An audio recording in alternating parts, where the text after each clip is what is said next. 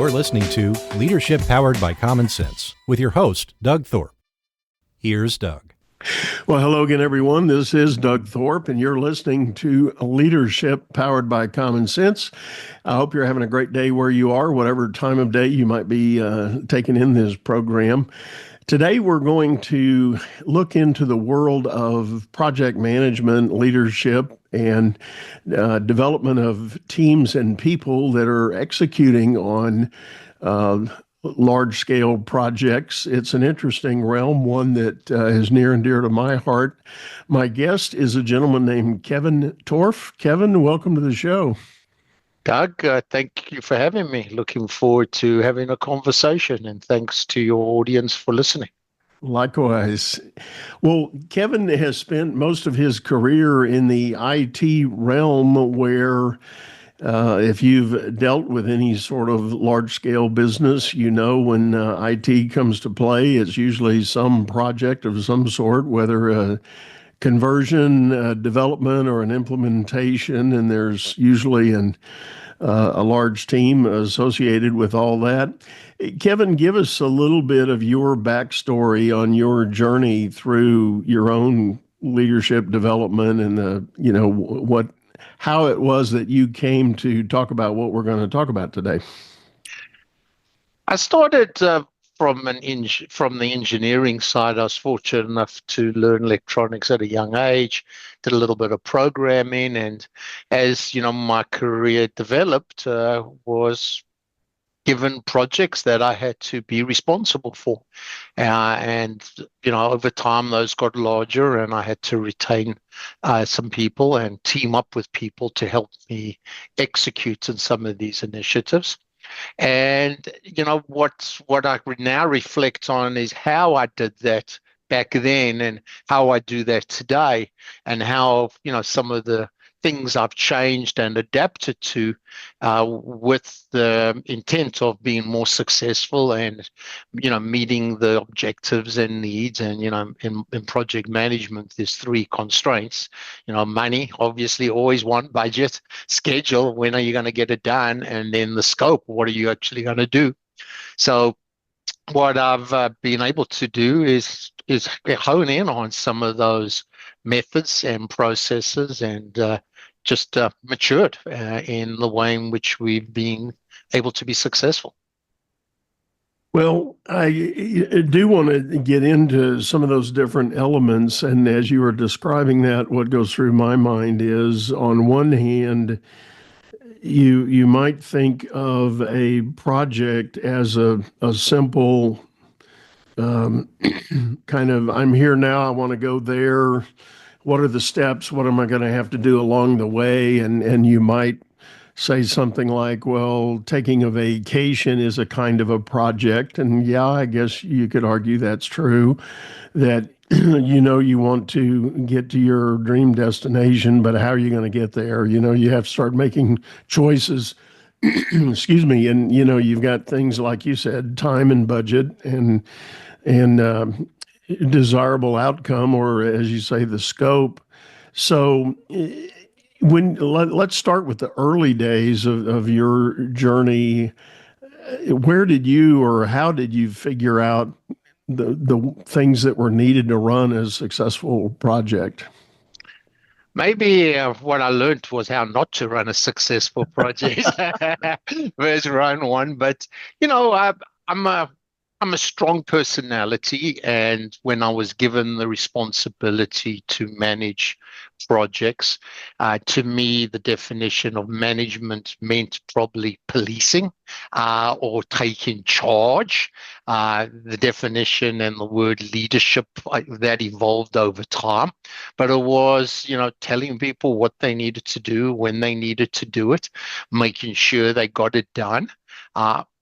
I was successful, but it had its challenges, as we now know. And when I look back, that there were all much more effective ways of accomplishing those same objectives, and with even more success by bringing people together and trying to build and coach, mentor, and build a team versus telling a team what to do. So I'd say that's probably the biggest lesson I've learned in my style.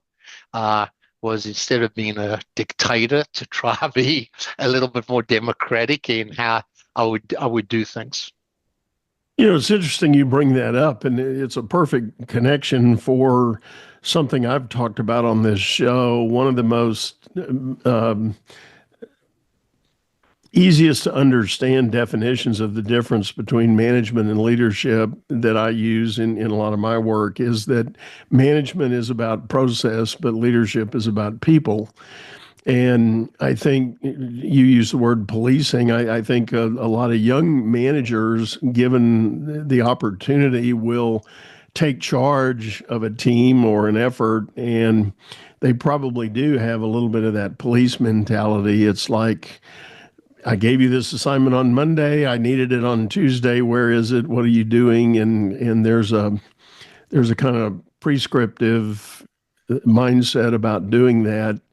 But as you lean into the leadership elements of that, you start thinking more about developing people and creating capacity inside of the team that you might not have otherwise had if you just directed and dictated the workflow. Oh, very much. There's a section in the book I wrote called Push Pull, and about, again, that describes what we've just been discussing, pushing, telling people what they need to do, telling them even how to do it, and telling them how long they have to do it in. You're literally defining it. I'm going to give you this project. You have 2 days to get it done in. I'd like you to start it tomorrow and finish it by, in 2 days thereafter.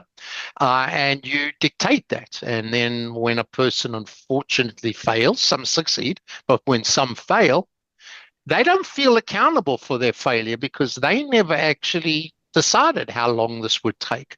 They didn't decide if they could even do it within 2 days. I told them as a manager, I call policing. I policed the situation. What I've learned now on the pull side is, don't tell a person how long they have to do something. Ask them how long it will take them to do. So just that simple shift by me saying, I've got this project, I need this done. How long do you think it will take? And if the person might come back and say 2 days, it might even be the same result. And then you ask them, well, with everything else you're doing, when do you think you could start this? And the person says, well, tomorrow. What you've done is you get the exact same result, but you've changed the burden of responsibility. Now the person is making a commitment to you because they told you how long it would take. They told you when they could get it done by. So they take more responsibility in that frame. And that's that push-pull concept. And that's, again, something that you just said, what's the difference between management and being a leader? Well, let's fast forward in the more modern business speak. I know there's many things that have evolved, and it on one hand it almost feels like every few days there's a new idea or a new twist. Deep in the world of IT, there was this whole phenomenon called agile that hit the scene, and a lot of companies have started embracing that for project development, or I should say development work as projects. And even I know whole organizations that have tried to adopt the agile mindset in how they want to run their business. But the technical parts of that aside, as projects have maybe gotten a little more complex and more difficult to run, how do you see this emergence of leadership with the people impacting the ability to execute on these large, complex projects? Yeah, so you're correct. Agile definitely has evolved. There's definitely different uh, uh, ways to implement agile, and even with the type of projects we run today, I'd say it's a hybrid. We've taken different pieces of different methodologies to bring them together.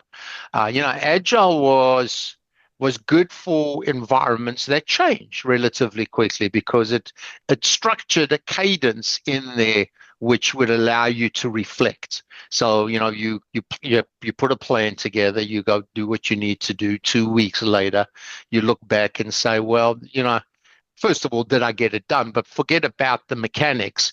What it was intended for as well was to say, well, do I still even need to continue doing what I'm planning to do? So you could always reflect on what your overall business objectives and goals were. And that was just due to the world changing, like you said, as quick as you can. Now you bring people into this, you have a team. How do you get the team to work within that environment and accept that change is inevitable and it can actually be very healthy? And, the trying to have them all work collaboratively together, but then also reflect on what they've accomplished and whether this is still what they need to do. It does take a little bit of training, but I think when you achieve it and when you can build a team in that manner, you can get some exceptional results. I've heard it said in some organizations that have tried to go that direction that upon reflection, some of the senior leaders have said, I could have solved all this if we had just addressed our communication process first. Being able to communicate clearly with one another, both in progress and at various stages and gates and hurdles and milestones in the project, that a lot of people have boiled it down to just a communication issue among all the players. You have an opinion one way or another on the accuracy of that conclusion? I would say it's very accurate. Communications is very, very important. I don't think it's the sole failure of teams that aren't able to be successful. It definitely contributes to failures when teams don't have that level of engagement with each other, respect for each other. Sometimes communication's about respect. It's about being transparent. So there are many aspects of communication that people just generally fear. People don't like being transparent. They don't like sharing their failures. But some of those failures could be critical in future decisions. So how do you allow a team to evolve in that manner becomes very, very important. But just, yes, them talking to each other, it will help, but it won't solve everything. There's some underlying principles that they got to also get around and adapt. Yeah.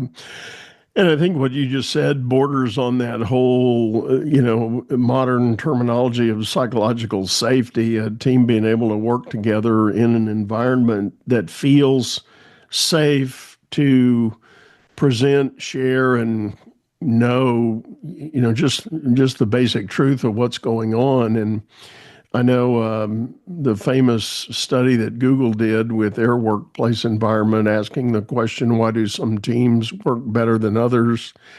Their conclusion was this presence of psychological safety was the number one leading indicator of whether a team was going to be super successful or just moderately successful. And it was that ability for everyone associated with the work to come forward and share an idea, make a comment, admit a fail without judgment or ridicule or condemnation. And, building a workplace that has that is much, much easier said than done. Oh, very much so. I look for things that I can use in life to help me understand some of the principles of the methods I practice. When it comes to teams, I mean, there's nothing better than sports events. I mean, from basketball teams to baseball teams to football teams. And, when you look at the most successful teams, it's always about the players having that ability to rely on each other, knowing what each other's responsibilities are, helping each other when one player or one situation fails, coming together. And, that's no different in business. And if you're able to become that collective single unit because of that trust, you can be very successful, like winning championships in sport. Yeah. Well, I know as we're taping this in the U.S., we're deep in the middle of the National Football League playoffs, and we just finished determining our two contestants for the Super Bowl coming up. And in fact, right before we got on air here to record, I was watching one of the sports shows, and they were, of course, after the fact commenting on this, that, and the other thing of what happened. And, they were mentioning the notion that at one point in one of the games, the team that eventually won, specifically the Kansas City Chiefs, they put a player in off their bench that hadn't had a lot of playing time up to this point. And all they needed to do was make a first down, and they would basically run the clock out on the game and win.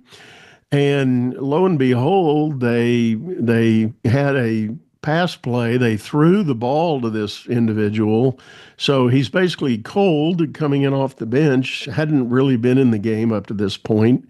A least suspected threat to the other team. But it was a brilliant call because the other team did just that. They said they're not going to give him the ball. He hadn't been in the game. He hadn't played much, and he's been a non-factor. So there's no way they're going to give him the ball. So they keyed off all these other players, and poof, they did. They gave him the ball. He got the first down. The clock ran out, and the rest is history. So it is that counting on one another. The coach had the confidence. The quarterback had the confidence. They had clearly practiced the play a while, and so they just said, now it's time to go do it. No, very much. That's a good example. And, sometimes we only look at the person that caught the ball and think, great catch or bad catch. He fumbled or dropped the ball. But it's really not about that. That's then maybe the end result. But all the amount of work that went into the preparation, the planning, the organization, the governance. Obviously in sports they might use different terminology and words. Practice, that all comes to bear, and when they do execute on it well, it's definitely a team effort. Right. So let's talk about you alluded to some of the lessons learned and disciplines or methods or elements that you have found over the years to be more successful than others. Walk us through what some of those are. Well, what I did, to make what I was to structure the way I was thinking, and everything being around projects, I broke up the word projects and built a set of acronyms around each letter. So P for planning, O for organization, R for reflection, and then within each one of those, I looked at history. And I said, what happened in history that I could relate to something that happened today? So we spoke of communications before. So NASA once had a project where they were going out of space and their thrusters never work, and it cost them billions or millions, I'm not sure of the actual amount, and they had failed. And when they did their reflection, they realized that they had different teams. One was working on the imperial system, another one was working on the metric system. They miscalculated some algorithms, and that was, because of bad communication. So I look at that and I say, well, how do I better communicate today? And what do we do when we have meetings and how we do things? So I've always adopted this transparent approach where, let everybody know whatever you're doing from the very beginning. Don't use it as a tool only to tell people when you're trying to make a point. From the outset, let everybody have an expectation that everything that's going to happen within the team is going to be shared, it's going to be detailed, and it's going to be documented. And I believe it really helps bring that team together to be able to do things well. Again, very similar to what we've just discussed. You're looking back in history, you look at like the movie E.T. Phone Home. So I equate that to reflection. Go back to where you originally intended to be. Validate if that's still your same objective.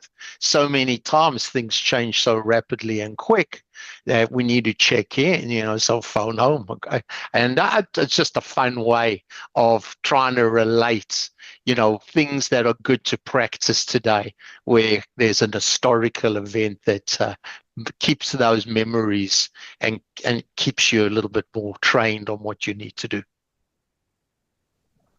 I like that, breaking it down into those elements. And I'm intrigued by the reflection idea because as I think back swiftly over major events that I've been involved in, there's, what is the old phrase that the boxers use? Your plan goes out the window the first time you're punched in the face. Yeah, I know. Yeah, I know what you're talking about. And there is an element of that. And in the military, I think Eisenhower famously said, the plane goes away when the first shot is fired. Um, there, but there is still value in having done that planning and preparation so that there is a sense of the direction and end game that you're trying to hit. No, you got to plan. You can't not plan. The only, with agile and with elements of agile, and as I said, I take a hybrid view of it, because some people will say, you don't need a plan, just start. Some say plan, and then it's too excessive, and you're planning while you could be getting things done. So it's finding that balance, where you can plan enough to start and get things going, and that would then allow you to stop after a while and reflect and say, am I going in the right direction? And if you aren't, you have very little harm's being done, because you didn't bite off that much of the apple. So even if you've got to change direction, that's acceptable, because you haven't made that big an investment where you've spent 6 months planning and then all of a sudden realize it was wrong. You spend 2 weeks planning and then say, okay, well, let's go replan again and go put that next 2 weeks back into play. And that constant reflection and cadence will allow you to evolve. It will allow you to actually improve. It will allow you to mature. And generally that brings great results.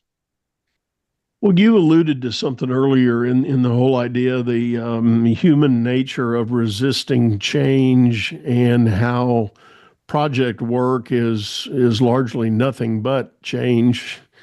How do you see people who are supposed to be professionals in doing project execution, why is it they still might have an aversion to change along the way? How does that, change factor come into people that are supposed to be really good at doing this on a regular basis? I think there are a few reasons. One is psychological, which I don't understand, but some people are threatened by change and they feel that they have an order that they've managed to establish and they get comfortable within their own boundaries. And then, you're going to come and upend this with change, and they don't feel as confident about themselves, maybe, and that maybe, I don't know if that's the case. I've seen that from some of my experience. There might be other reasons that they fear this, but it's really breaking that down. And I think, with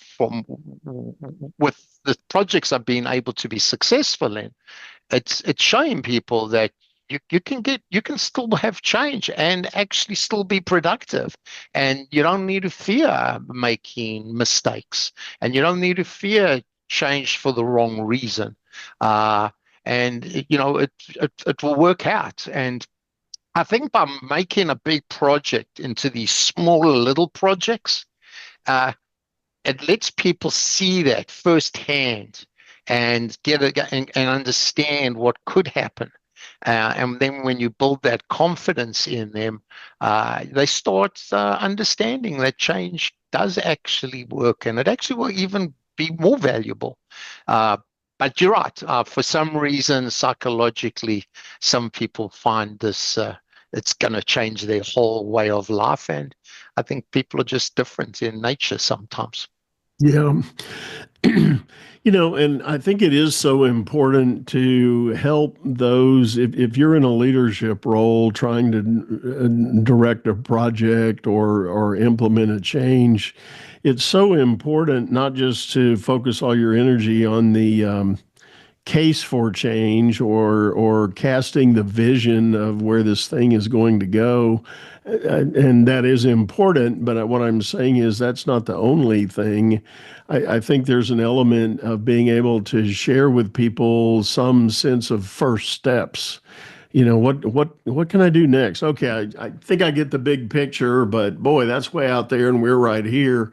What might be the first steps to start moving in that direction? And I think that's where leaders can really make a big difference in helping to sort of plot out and engage and explain, first steps. You get those early wins in the project. Yeah, you've got to get started. It's I have the saying that if you dropped in the middle of the ocean, which direction would you swim? And when I ask this of people, they come up with 100 questions. Where's the land? Which way's the wind blowing? How big are the waves? And I say, and again, there's no right answer, but my answer is it's really not important. And they can't understand that until I say, you just got to start swimming. What's important is start swimming. And well, what happens if I'm swimming in the wrong direction? That's okay. Hopefully, with reflection, you'll learn if it's the wrong direction because you won't get results and then you'll change direction. Oh, but that's a waste of effort and a waste of time. And I said, well, if you sit there pondering, that's also a waste of effort and a waste of time. But doing things, we learn by when we do things, even if they're not necessarily the right thing to do immediately. And that allows us to evolve. I like that.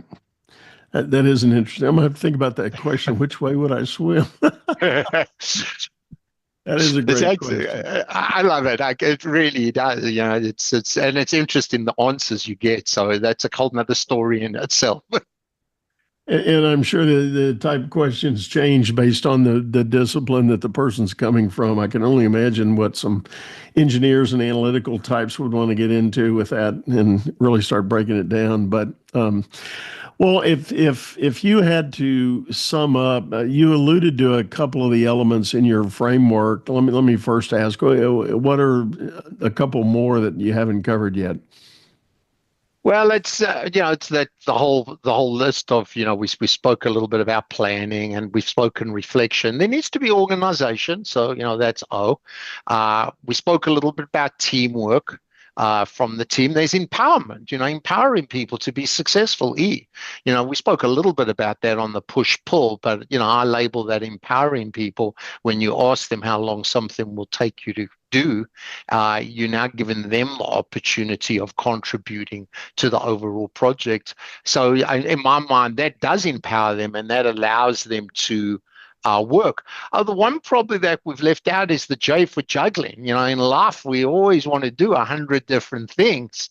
And, we've actually, people, I think, get proud of the fact that they can multitask. And it's actually not the case. You cannot be successful multitasking. You'll never do one job as well as you could if you focused in on it. And it takes a long time for people to understand that because they think they need to juggle. And in some cases you do. But if you can avoid juggling and focus on one task at a time and do it well and be successful, the net result is you'll do far better than trying to do 10 things as once. You'll never do as well as what it would be if you did one. So juggling is something that is very hard in business and in projects because there's always lots of things going on that require you to do a few things at the same time. But that's something I've got better at and is trying to keep focus. And that can be in so many different ways. It could be in meetings. Keep to a point, keep to a topic in a meeting. If you've got a strategy, define what those key drivers of that strategy is, how you're going to measure. Try not bring in all these other factors that overly complicate some of the things you do. That's such an important point, and I have spoken of this in other shows. There is brain science studies that tell us that the myth of multitasking is fundamentally a lie, that our brains, as complex and amazing as they are truly, ultimately single thread processors.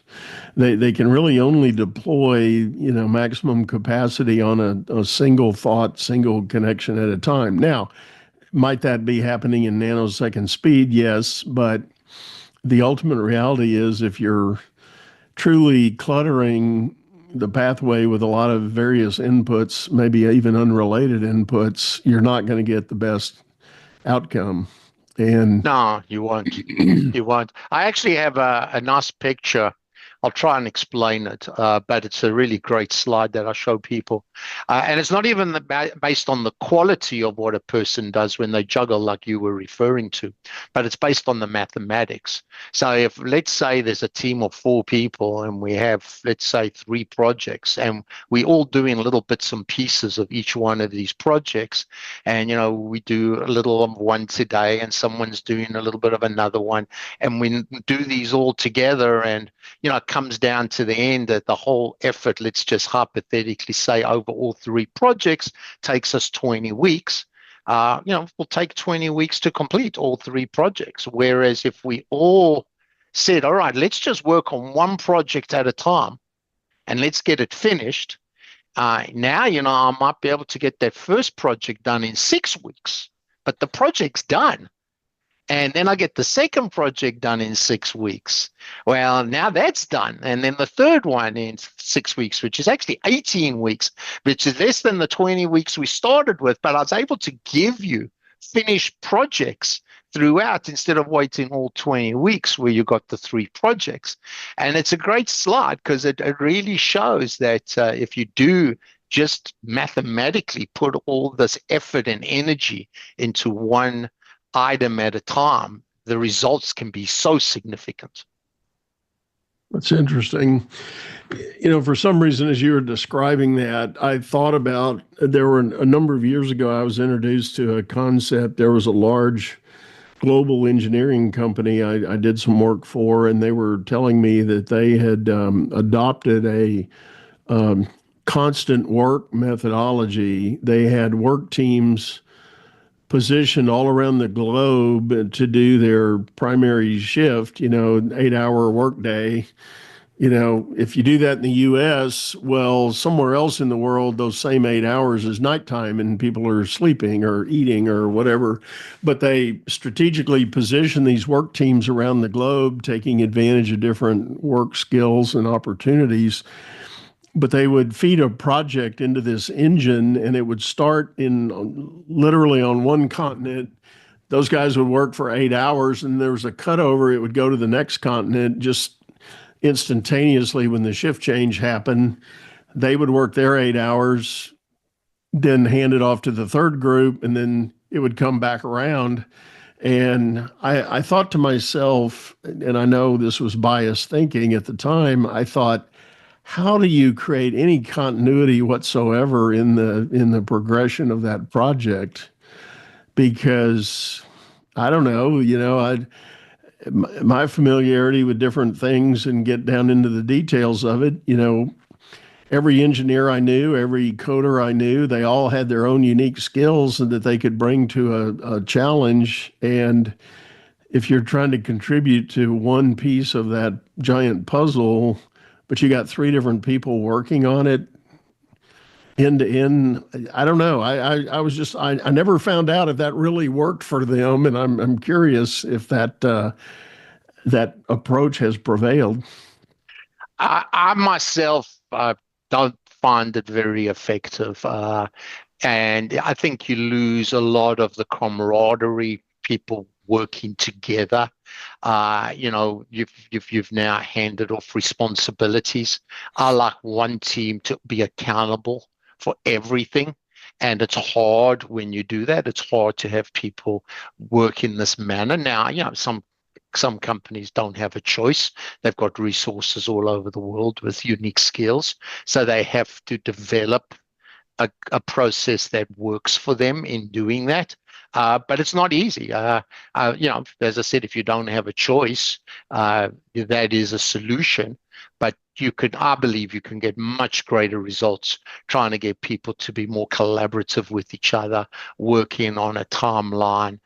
Maybe it's even a hybrid of what you just suggested, where you overlap a few hours. So, it's not just like a handoff, which means you inconvenience both teams. One team works later, the other team works earlier, and then you can, rotate that type of responsibility. But the more you can get people engaged, I don't think there's any substitute. It comes down to those sports teams. They don't work unless you unite together.